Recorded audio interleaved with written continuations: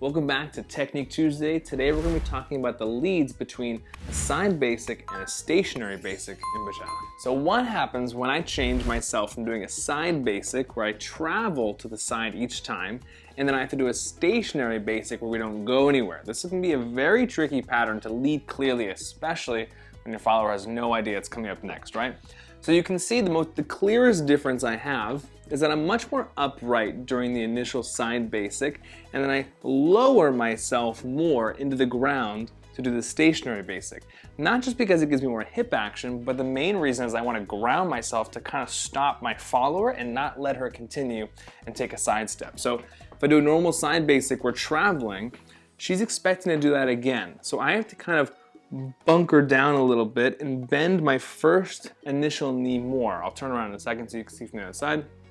I bend this more so I can keep her here as I go to change on both sides and she doesn't continue to travel. So you can see from the other side, this is the number one thing of how I get to keep her here in the stationary basic, is me going into my left knee more than changing here as I go into this pattern by itself, right? So I'm going 1, 2, 3, 4, 5, 6, 7, 8, 1, 2, 3, 4, 5, 6, 7, 8, and then if I want to get out of it, I kind of straighten back up again and I dance a little bit taller and much more normal instead of staying down. Obviously, I wouldn't do this necessarily as I do a side basic. You could, but I'm trying to make some kind of clear lead and follow difference in this pattern, right?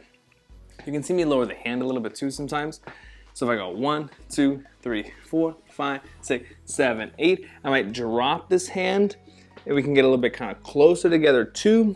So it's a little bit more kind of romantic of a pattern, definitely more of an intimate pattern.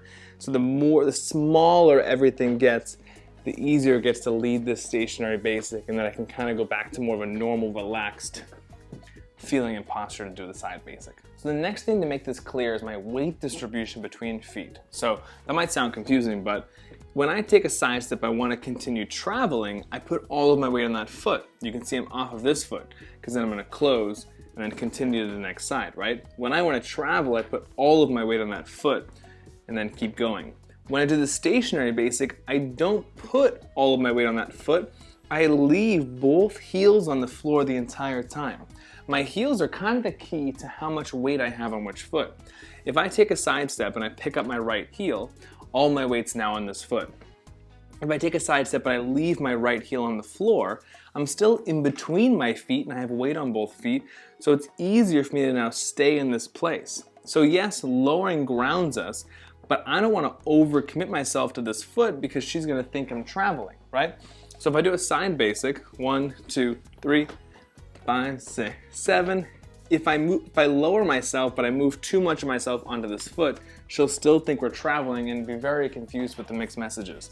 So when I do the stationary basic, I leave both heels on the floor the entire time unless I'm tapping, and this gives me much more in between my feet the entire time, much more stationary than changing the weight so much. And if you haven't checked out the rest of our bachata videos, be sure to do that. We have a bunch of free videos and also videos up on our website, so go check them out.